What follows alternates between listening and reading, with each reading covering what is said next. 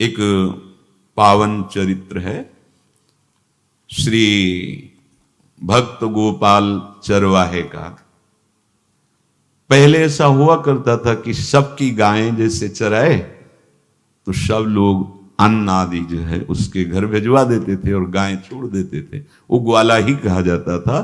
सैकड़ों लोगों की गाय चराता था और उसके घर में अन्न आदि जो आवश्यक सामग्री है भिजवा दी जाती थी। ना तो एक अक्षर वो पढ़ा लिखा था और ना कभी उसने भगवान का नाम या कोई चर्चा सुनी थी।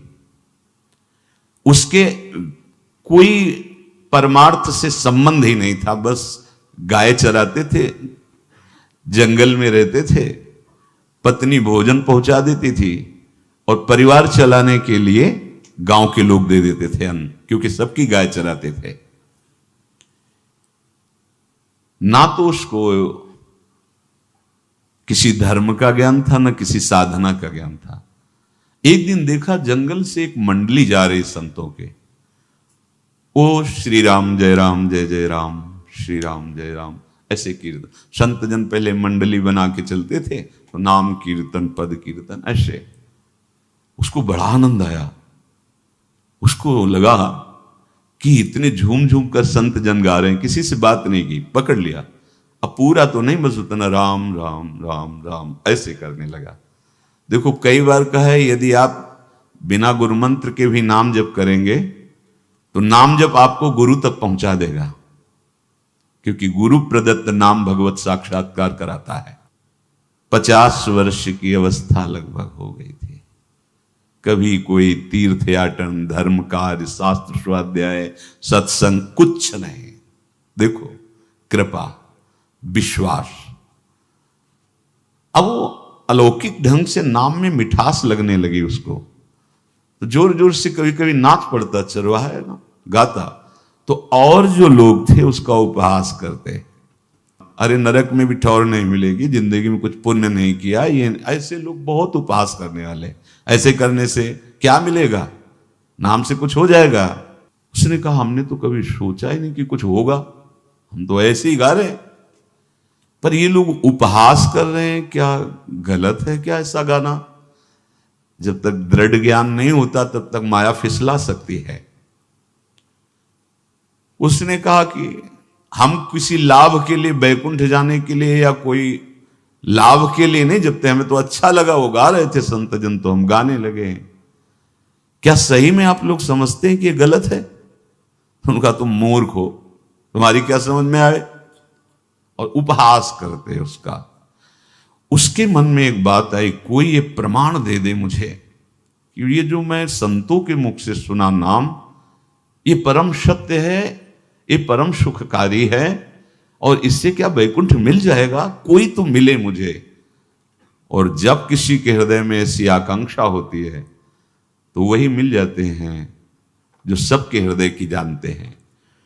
एक दिन उसने देखा जब लोग दिल्ली की हंसी मजाक कर रहे थे, उसी समय एक लंगोटी पहने हुए, हाथ में कमंडल और दंड धारण किए हुए कोई वीतराग परमहंस दौड़ा, चरणों में गिर गया। महाराज महाराज, बस एक बात आप बता दीजिए, जो हम राम राम कह रहे हैं, ये लोग उपहास करते हैं, क्या इससे हमारा कल्याण हो जाएगा, वैकुंठ मिल जाएगा? तो उन्होंने कहा बेटा ये बहुत मंगलमय भगवान का नाम है, पर हमें लगता है कि तुम्हें गुरुदेव की आवश्यकता है।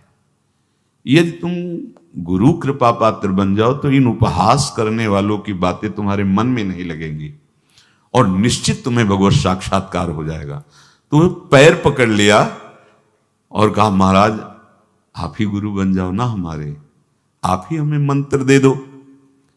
तो उन्होंने कहा हम तो तीर्थ यात्रा में हैं, ऐसा हम नहीं कर सकते, पर यदि तुम भगवान से प्रार्थना करोगे तो तुम्हारे कल्याण के लिए सदगुरु प्राप्त हो जाएगा। इसलिए जैसे कोई पूछते हैं किसको सदगुरु बनाऊं, तुम कहते किसी को नहीं, पहले भगवान को मानो, श्री हरि को, जगत गुरु श्री कृष्ण को, फिर उनसे प्रार्थना करो कि यदि आप आवश्यक समझते हो कि सदगुरु के रूप में आप आकर के हमारा कल्याण करेंगे तो मुझे पहुंचा दो, या आप स्वयं आ जाओ। मैं नहीं खोज कर पाऊंगा, मेरी वो दृष्टि नहीं है कि मैं किसी महापुरुष को पहचान सकूं। मैं तुमसे सत्य कहता हूं, सदगुरु की जो शरण में हो गया तो उसके जीवन नौका की डांट सदगुरु अपने हाथ में ले लेते हैं। फिर उसको कोई भय, कोई उपहास, कोई लज्जा नहीं सताती। वो सुखपूर्वक इस दुखद अपार संसार समुद्र से पार हो जाता है। पर बेटा, तेरे ऊपर भगवान की बड़ी कृपा है, क्योंकि तू संतों को मानता है। तू मेरी बात पर विश्वास कर ले, अंदर से तू एकांत में रो, तुझे सदगुरु मिल जाएंगे। अब ऐसा कहकर वो अपने राह में चले तीर्थ यात्रा के लिए। अब वो खोजता, एकांत में बैठकर देखता, कभी कभी वो पेड़ पे चढ़ जाता कि कोई संत तो नहीं आ रहे हैं। अब उसके लिए वहां भोजन पहुंच जाता, पाता, गाय देखता और बस खोज करता कि सदगुरु आ जाए, सदगुरु आ जाए। बहुत समय व्यतीत हुआ, पर उसका विश्वास नहीं टूटा कि संत ने कहा था कि तुम भावना करो कि सदगुरु आ जाएंगे। भगवान सदगुरु बन करके आ गए। वही है सदगुरु। देखा सामने से बड़े तेजस्वी महात्मा बड़े तीव्र गति से आ रहे हैं। वो दौड़ा, गुरुदेव गुरुदेव, चरणों में लौट गया। चरणों में जे ही गिरा तो एक बिजली सी दौड़ी उसके हृदय में। अब बात बन गई, गुरु मिल गए। वो खड़े हो गए। देखते ही सात्विक भाव उत्पन्न हो रहा है, आंसू निकलने लगे। देखते ही मन में आया कि जो संत कह रहे थे सदगुरु मिल जाएंगे, यही हमारे सदगुरु हैं। हृदय में उत्साह, आतुर आवाज, प्रभु मुझे भवसागर से पार करने वाला गुरु मंत्र दे दो। ऐसे थोड़ी दीक्षा दी जाती कि गली चलते दी जाए। दूंगा, जा पहले स्नान करके आ, फिर एकांत स्थान में बैठेंगे, फिर तेरे को उपदेश देंगे। बोला, महाराज मैं जंगली आदमी हूं, गाय चराता हूं, हमारा घर बार से कोई आना जाना नहीं, यही भोजन आ जाता है। संत ने कहा, अच्छा स्नान करो। स्नान करके आए। एक पेड़ के नीचे, भाई मैं तुझे कुछ नियम दूंगा, कुछ शर्त। तो अब महाराज गंवार आदमी है, ना हम आपका कोई नियम पालन कर पाएंगे, ना कोई व्रत पालन कर पाएंगे, ना कोई साधना कर पाएंगे। आप देख लो हमारी हालत। 50 साल का हूं, पढ़ा लिखा बिल्कुल नहीं, कोई धर्म कर्म नहीं जानता, गाय चराता हूं। मुझसे बहुत बातें नहीं सदेंगी। अगर एक कोई बात बता दो तो प्रण करता हूं जिंदगी में प्राण त्याग सकता हूं, पर एक बात, कोई एक नियम कोई दे दो। हमें बहुत नियम तो नहीं समझ में आएंगे, एक कोई बात बता दो कि ऐसा कर लेना और मंत्र जपना, तो हम प्राण त्याग सकते, पर आपकी आज्ञा उल्लंघन, पर बहुत हम बातें नहीं मान पाएंगे क्योंकि हमारे इतना ज्ञान नहीं है। गोपाल के वचन सुन करके बहुत प्रसन्न हुए संत भगवान। एक नियम तुझे देता हूं, हमारे आराध्य देव श्री कृष्ण हैं, गोविंद हैं। आज से तुम्हारे आराध्य देव गोविंद हुए, हां श्री कृष्ण है। बिना उनको पवाए तुम्हें पाना नहीं है, बस यही तुम्हारे लिए नियम है। तुम्हारे पास जो आवे, सूखी रोटी, दूध, छाछ, जो भी, बिना उनको पवाए पाना नहीं है। सीधा सरल आदमी। गुरुदेव प्राण चाहे चले जाएं, बिना उनको पवाए आज के बाद कभी जिह्वा पे कुछ नहीं जाएगा। ऐसा गुरुजन आदेश करते हैं वैष्णव मार्ग के पथिकों को कि जल भी बिना अर्पित किए मत पियो। अगर आप बिना अर्पित किए पीते हैं तो आपकी बुद्धि में इष्ट देव के प्रति ममत्व तो नहीं आ पाएगा, नहीं आ पाएगा। अब तो गोपाल नाच पड़ा कि गुरु मिल गए, गुरु मंत्र मिल गए और इष्ट का पहचान मिल गई। उसी समय घर से भोजन आया, वही कभी चटनी रोटी, ऐसे ही बैठा एकांत वृक्ष के नीचे, आओ गोविंद भोग पाओ। अब गोपाल विचार में लगा कि आ तो रहे हैं ही नहीं, और गुरुजी ने कहा बिना पवाए पाना नहीं। पूरा दिन व्यतीत हो गया। गुरुजी कह रहे थे घट घट में विराजमान भगवान है तो कहीं से भी प्रकट हो सकते हैं, तो अंदर मंत्र जपता हो, कहता आओ भगवान, पाओ आके, नहीं आए। महाराज हमारे गुरुदेव ने आपका ध्यान जो बताया था वैसे ही आओ, आप पाओ आकर के।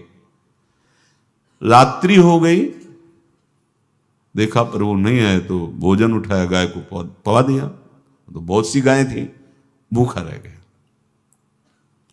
दूसरे दिन फिर भोजन आया, एक पत्ता टोरा, जल से छिड़का पत्ते में और भोजन रखा, भगवान को फिर पुकारा, आओ प्रभु। गुरुदेव ने आज्ञा की, बिना आपको पवाए हम अपनी जबान में नहीं रख सकते। शाम हो गई, रात्रि हो गई, फिर गौ को दे दिया, नहीं पाया। अब एक तो 50 वर्ष की अवस्था और गौओं के पीछे दौड़ना और भोजन पाना नहीं, शरीर में सामर्थ्य धीरे धीरे कम होने लगी। तीसरा दिन, चौथा दिन, पांचवा दिन, छठा दिन, सातवां दिन, दीनानाथ प्राण चाहे निकल जाए, हम गुरु की आज्ञा नहीं तोड़ सकते। अगर आप नहीं आएंगे तो भूखों मर जाऊंगा। पर हम ये बात देखो, ये बात चरवाहा है, कोई साधना पूर्व की नहीं।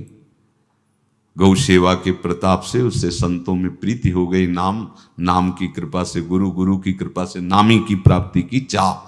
ऐसे कई दिन व्यतीत होते गए, अस्थि मात्र होए रहे शरीरा। पूछते कि क्या बात है, भोजन तो हम रोज लाते हैं, आप रोज लेते हैं, क्या पाते नहीं? आपका विषय नहीं।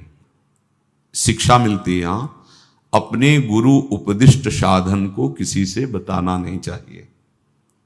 गुरु उपदिष्ट साधन जब तक सिद्धावस्था ना पहुंच जाए तब तक गुप्त रखा जाता है। जो जैसे आप सत्संग सुन रहे हो, इसमें कोई वचन आपको लगा, पकड़ लिया, अब वो जीवन में तभी बोलना जब उसका प्रभाव हमारे जीवन में आ जाए।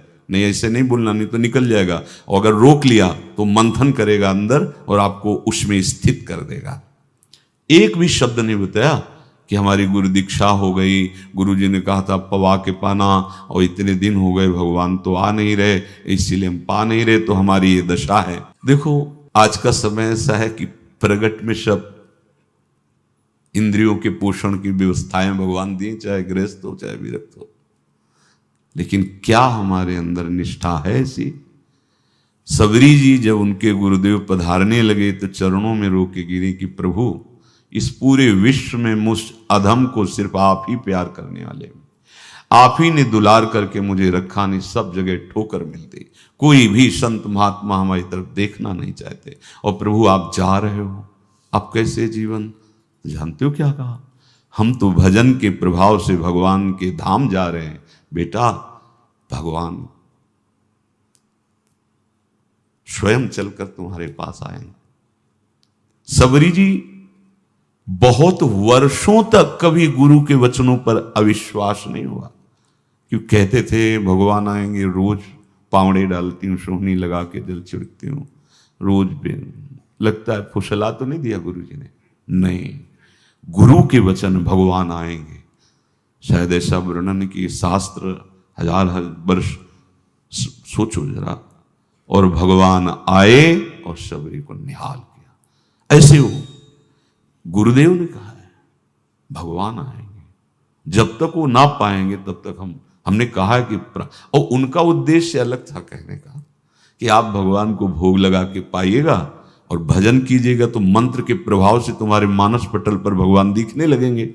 ऐसा होता है, पर वो सीधा आदमी सीधा समझा, जब तक भगवान नहीं पाएंगे तब तक हमें नहीं पाना। 18 दिन बीत गए, कुछ ना खाना न पीना। गोविंद भी देखते हैं, बाल भक्त ओम प्रकाश जी महाराज यही अपने चामुंडा के पास से उधर, बहुत नामनिष्ठ महात्मा, बाल भक्तों में बहुत ही मानो प्रहलाद जी ही हैं। जैसे प्रहलाद जी नामनिष्ठ, भगवान निष्ठ, घट घट में भगवान को देखने वाले, ऐसे श्री ओम प्रकाश जी बाल भक्त। बड़े बड़े महापुरुष गए, हरि बाबा, उड़िया बाबा, सब बस वो यही कहते कि ये श्री कृष्ण का आदेश है। फिर शायद 50 के भी ऊपर दिन गए थे, ऐसे 70 दिन तक उस महापुरुष ने कुछ नहीं खाया, सशरीर अंतर्ध्यान हुए। आज समाधि उनकी बनी। हे, जब महत्व भगवान का जग जाता है तो शरीर का महत्व नहीं। अच्छा, प्राणनाथ जब प्राणों का पोषण कर रहे हैं तो अन्न में भी तो प्राणनाथ की ही दी हुई शक्ति है, तो बिना अन्न के भी उनका पोषण हो रहा है। पर ये भागवती का आदेश से, मनमानी करने से नहीं। मनमानी करने में फिर मार्ग रुक जाएगा। भगवान आदेश करते हैं अपनी वाणी से, युक्ताहार विहार से, उचित आहार विहार, वो तो भगवद आदेश होता है। 18 दिन बीत गए, 19वें दिन जब भोजन आया तो पेट के आते सब सिकुड़ गई थी। वैसे ही 50 वर्ष के थे, आंखें धस गई थी, उठने की ताकत नहीं। पत्नी ने फिर कहा कि आप कुछ तो बताइए कि क्या आपको कोई रोग हो रहा है, आप भोजन नहीं पा रहे, मैं रुक जाऊं यहीं आपकी सेवा के लिए या आप घर चलिए। कोई उत्तर नहीं, आप जाइए, हम ठीक हैं। ऐसा फिर धीरे से पत्ता लाए, छिड़का, भगवान आओ, पाओ आकर के। शाम हो गई, फिर गाय को दे दिया।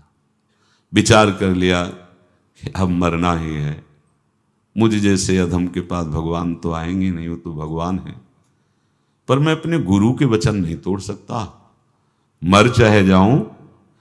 27 दिन व्यतीत हो गए, एक कवल भी अन्न नहीं पाया। न चलने की शक्ति थी, न पत्ता लाने की शक्ति थी, न जल छिड़कने की शक्ति थी। जिस पात्र में भोजन लाई थी, लेटे ही लेटे खोला और कहा, प्रभु मुझे पता है वह आप इस शरीर से नहीं मिलोगे, पर आप जान लो मैं अपने गुरु की आज्ञा का उल्लंघन नहीं करूंगा। ये मतलब जितने महान हुए हैं सब निष्ठाओं में निष्ठावान हुए हैं, अपने लोग फिसड्डी हैं। जरा सा कोई दुख, जरा सा कोई सुख, फिसल जाते हैं। प्राण अनंत जन्मों की बिगड़ी 27 दिन क्या होते हैं? क्या होते 27 दिन? अनंत जन्मों का जमा कूड़ा करकट भगवान साफ कर रहे हैं। ये जो तन्मयता, गुरु निष्ठा, जो प्राण भूख से व्याकुल, सब भस्म हो रहे हैं पाप अनंत जन्मों के। अनंत जन्मों, जैसे हम सोचे कि भगवान इतने निर्दयी कैसे हैं? नहीं निर्दयी, आत्मा को कुछ फर्क नहीं पड़ता। और शरीर ने जो किए हैं जन्म जन्मांतरों के, वो निष्ठा के कारण दुख नहीं पहुंचेगा। निष्ठावान को दुख नहीं पहुंचता, वो आपको दिखाई देगा दूर से, उसको दुख नहीं पहुंचता, क्योंकि निष्ठा का कवच है, वो कभी कोई भेद नहीं सकता। किसी भी माया के यंत्र में ताकत नहीं कि निष्ठा को भेद सके, उसी को निष्ठा कहते हैं, नहीं भेद पाई। 27वां दिन है। पति की दशा देख करके कहा, स्वामी अब तो आप कहोगे भी तो मैं नहीं जाऊंगी।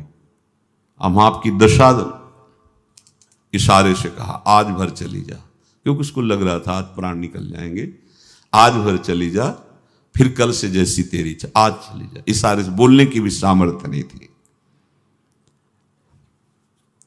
गोपाल के आंसुओं की धारा चल रही, पड़े पड़े धीरे से खोला जो भोग है, और अंतस्थल, आज बोल भी नहीं पा रहे, अंतस्थल से कह रहे, प्रभु अब चाहे आके पालो या लिवा जाके पवा देना, देख लो आप, आखिरी है, आके पालो या लिवा जाना और अपने यहां पवाना, क्योंकि हमारे यहां तो पाए नहीं आप। बड़े प्रेम से अंदर से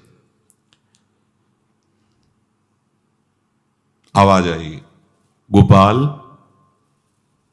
आंख खुली, क्योंकि बोलने की हिम्मत ने, ये अंदर से प्रार्थना की थी, गोपाल वो अमृतमय। गुरुदेव ने कहा था कि उनकी वाणी से अमृत बरसता है।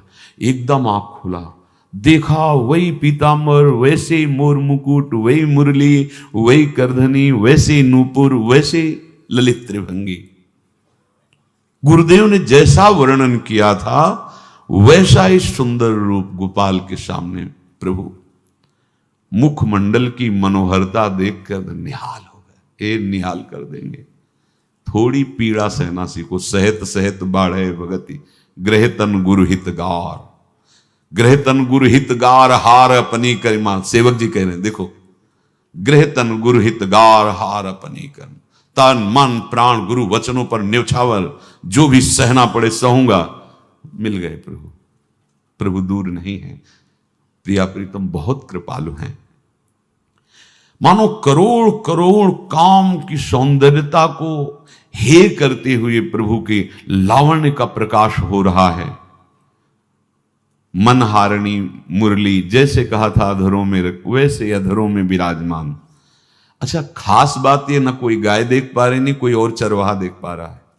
ये भगवान को, जैसे इस सभा में किसी से बात करें भगवान, किसी से मिले तो पास बैठा व्यक्ति भी नहीं देख पाएगा, ना जान पाएगा, क्योंकि प्राकृतिक इंद्रियां, प्राकृतिक शरीर, और वो चिदानंद में, वो तो जिसको दर्शन देंगे तो पहले दृष्टि प्रदान करते हैं। भगवान जिससे मिलते हैं पहले दृष्टि प्रदान करते हैं, तो गुरु रूप से दृष्टि प्रदान। ये जो अंतर में पुकारा ना, वो अंतर दृष्टि खुल गई, सामने देखा। इतना सुंदर विश्व मोहिनी भगवान श्री हरि का ललित त्रिभंगी रूप कि गोपाल की आंखें नहीं टिकी। इतना सुंदर रूप, आंखें भगवान के तेज के आगे बंद हो गई। जो भी बंद हुई तो देखा मानस पटल पर वैसे ही ललित त्रिभंगी। फिर खोला, देखा सामने भगवान मुस्कुराए, सामर्थ्य प्रदान की। देखो अर्जुन के साथ ही तो खेलते हैं भगवान सखा भाव से, रथाक रहे हैं, लेकिन भगवान का विराट स्वरूप देखने की सामर्थ्य अर्जुन में थी क्या? दिव्य दृष्टि प्रदान की। फिर भी कांप रहे थे अर्जुन जी भगवान की दिव्य दृष्टि संपन्न नेत्रों से उस विराट महिमा को देखकर कांप रहे थे अर्जुन। ये तो माधुर्य रूप प्रभु का है। उसने मानो इशारा किया प्रभु को कि हमारी सामर्थ्य में मैं सकिल कर आ जाऊं, नजदीक आप आ जाओ। आ गए, अपना माथा प्रभु के चरणों में रखा, आंसुओं से भगवान के चरणों का प्रक्षालन कर रहा है।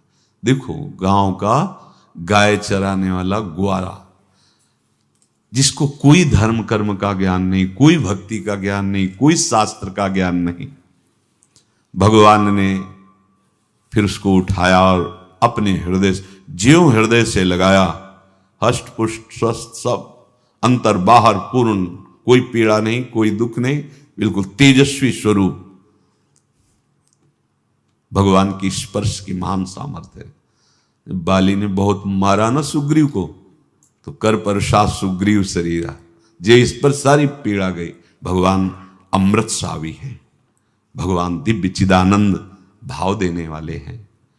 अब तो सुरमुनि वांछित प्रभु की छाती से लपटा हुआ है। ये ऐसा ना सोचो कि कहानियां हैं, ऐसा नहीं। ये सत्य विषय आप भी प्राप्त कर सकते हैं, इसी के लिए रोज सत्संग होता है। जब वो भगवान से लिपट कर छाती में अश्रु की बूंदे, तो भगवान ये था माम प्रपद्यन्ते, भगवान की अश्रु बूंदों से गोपाल का अभिषेक हो रहा है। मानो सुदामा मिलन हो रहा है जैसे। भगवान को दैन्य बहुत प्रिय है।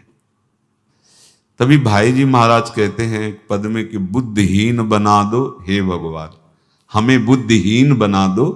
ये जो बहुत बुद्धि चलती है ना, इसके लिए दौड़ भाग है।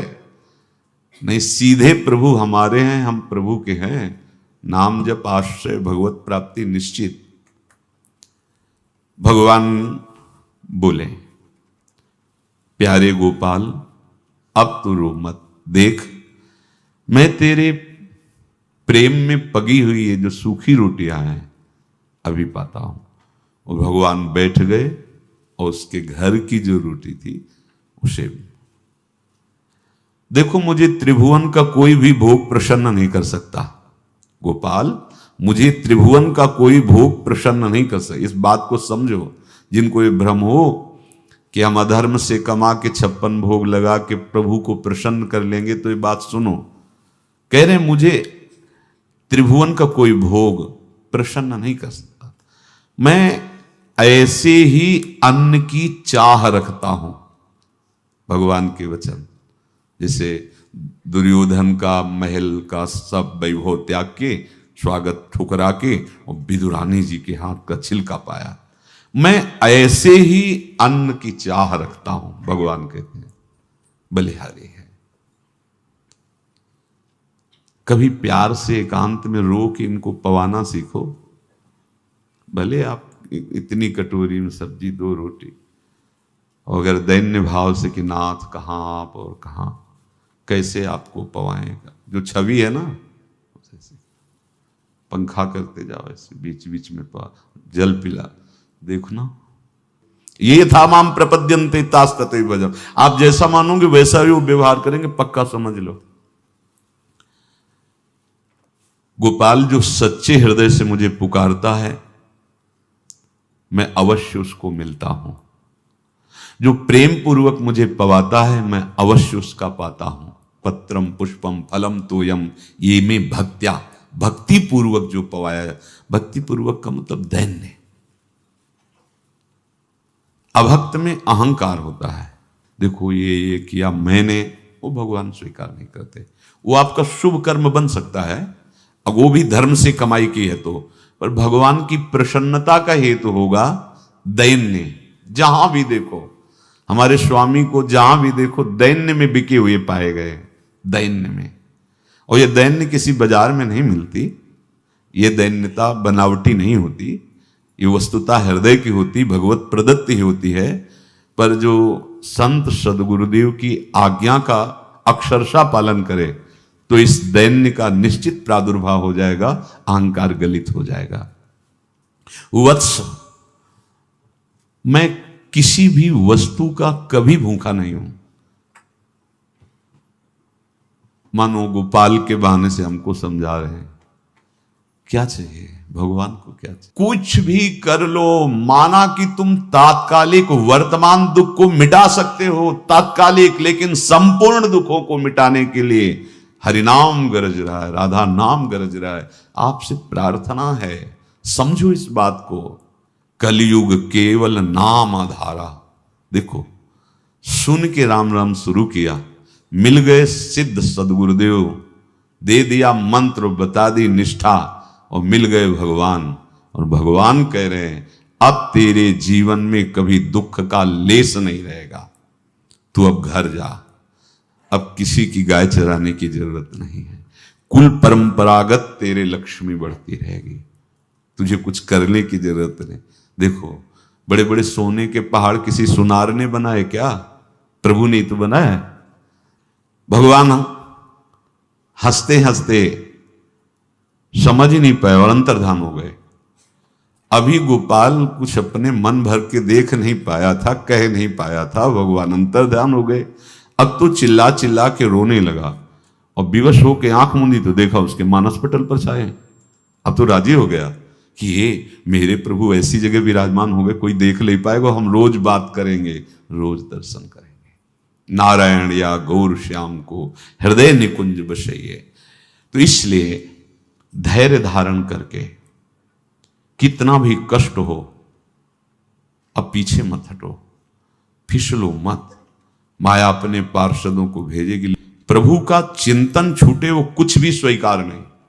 प्रभु का चिंतन होते हुए जो हो रहा है उनका सृष्टि का कार्य है, जो जो जिसको सेवा दी हो रहा है। हमारा प्रभु का आश्रय अगर बदला किसी व्यक्ति का आश्रय या किसी अन्य का आश्रय, बहुत घाटा हो जाएगा। अपने इस मन को देखते रहिए कि प्रभु को प्रथम नंबर में रखता है या द्वितीय नंबर में। हमें तो लगता है हो सकता है चौथे पांचवें नंबर पे रखता हो।